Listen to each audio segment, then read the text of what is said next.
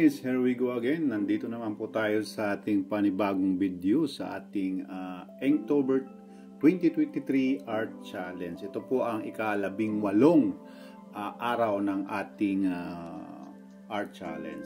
Okay, so humihingi ako ng pasensya sapagkat hindi ako nakapag-upload kahapon. So ngayon ko lang na-upload yung ating video sapagkat hindi maganda yung pakiramdam ko kagabi. So hindi ako nakapag-edit, but nagawa pa rin natin yung ating challenge sa ating ika-18 araw, no? So ang tema sa ating ika-18 araw ay saddle. Okay, so ano yung saddle?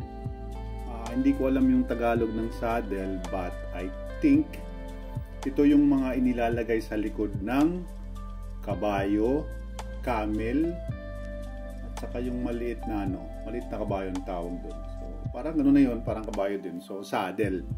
So ginagamit ito upang masakyan o sakyan ng mga tao yung kabayo o kaya yung camel.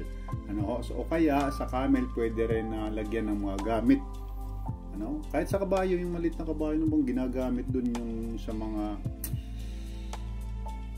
nakalimutan ko, sorry. So yun nga, so saddle. So since wala tayo dito sa Pilipinas mostly na mga ganitong kultura, ilan-ilan lamang sa ating siguro kung meron man, pero hindi ganoon karami.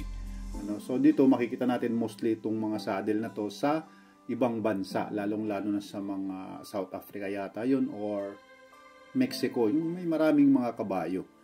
So dito since wala tayong idea kung ano talaga yung magiging itsura ng ating tema, ay naghanap tayo sa online ng ating reference sa ating ginuguhit. Alright. So maraming nagtatanong kung ang pagguhit natin ay gumagamit tayo ng references ng mga images. Ganun. So minsan gumagamit tayo, katulad ngayon gumamit tayo, minsan naman hindi. So by imagination. So wala pong masama o hindi po masama gumamit ng references. But kung tutusin, mas maganda kung meron tayong mga references para maging mas realistic yung ating mga ginuguhit.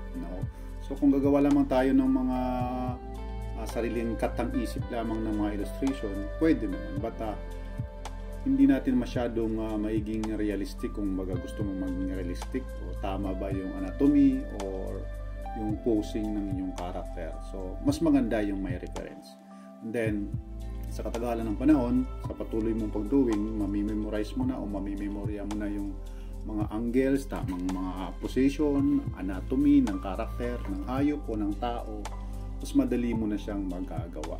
Alright, so dito gumamit nga tayo ng isang reference na cowboy, kung saan hawak-hawak niya yung saddle.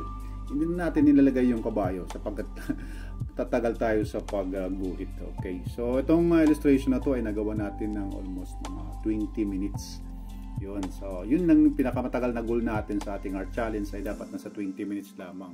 Kung maaari ay magagawa natin ng 15 below yung ating challenge. Alright, so ang ginamit natin ditong pin, itong aking brush pin, medyo nag-i-enjoy akong gamitin itong brush pin sapagkat napaka gandang i-shade kasi dynamic yung kanyang mga stroke. Yun nga lang, pigil na pigil ako sa paghawak ng pin sapagkat hindi mo siya pwedeng basta-basta idiin dahil lalaki yung strokes, yung mga linya mo. Okay, yung line art mo tataba. So kung gusto mo ng maliit na stroke, kailangan mo siyang kunting diin lamang, napakaliit lang. So yun. And then ating illustration na isang tao nga, so gagamit tayo ng shading and shadows na rin, point 2 pa rin. So yung ating point 2 na pin ay gamit from the very start. And then sa palagay ko mauubos na rin yung ink, kailangan na nating bumili. Itong ating watercolor journal ay parang nasa last page na yata tayo, kailangan na natin itong iguhit for the next time. Yung likuran naman ubos na yung ating 20 sheets na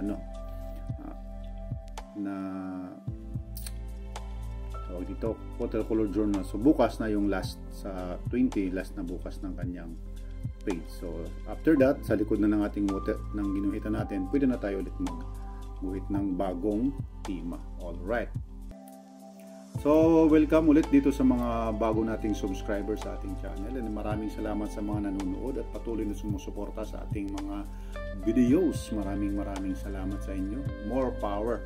Shout out sa inyong lahat. Alright. So, dito malapit na nating matapos yung ating character. So, ang pinakalas na nating ginagawa ay yung shades and shadows. Dito inuna natin yung background. Nilagyan natin ng mga lines na para magkaroon siya ng kunting dynamic effect. Parang mausok or something. Kasi mostly naman ng mga cowboy nasa desierto, right? So, dun yung mga pwesto ng mga kabayo ng takbuhan, lalo na kung yung mga camels sa Middle East, sa Middle East nasa disyerto, yun yung mga pwesto. Pero siyempre ginuhit naman natin dito ay cowboy na may kabayo. Then yung mga pormahan ng mga cowboy, ito may sombrerong ganito, yan, medyo malapad na sombrero. Then yung jacket leather, jeans, and then naka boots. Yun lagi yung mga outfit ng mga cowboy. Ang init na nga ng panahon, siguro protection nila ito sa init. Pero pag to suot ko, sigurado hitik na hitik yung pawis ko sa ganitong attire. Alright. Once again, shout out sa mga kapwa nating artist na gumagawa ng ganitong challenge. Patuloy lang, malapit na tayong matapos. Nasa ika-18 araw na tayo, guys. So i-upload din natin mamaya yung ating next challenge na ika-19 sa araw na. So bali dalawang challenge ang i-upload natin ngayon. Kasi ngayon lang tayo nagkaroon ng chance na makapag-edit ng video ng ating ginawang illustration since kahapon at ngayon. So sabay nating i-upload. So maraming salamat ulit sa mga nag-aabang. Pasensya na po. At then sana panoorin niyo po yung susunod pa nating mga video. So, alright. So, ito na yung ating last na laging ginagawa. Nilalagay natin yung ating tema. Ang tema ay saddle. Alright. Siyempre, para may ebidensya, ilalagay natin yung pizza. Kung anong araw natin to ginuhit. Okay. So, October 19, 2023. And then, ang pinaka-last ay yung ating lagda o signature ng isang artist na laging ginagawa sa lahat ng mga klaseng illustration ng mga artist o mangguhit. Alright, so maraming salamat guys. See you on the next challenge.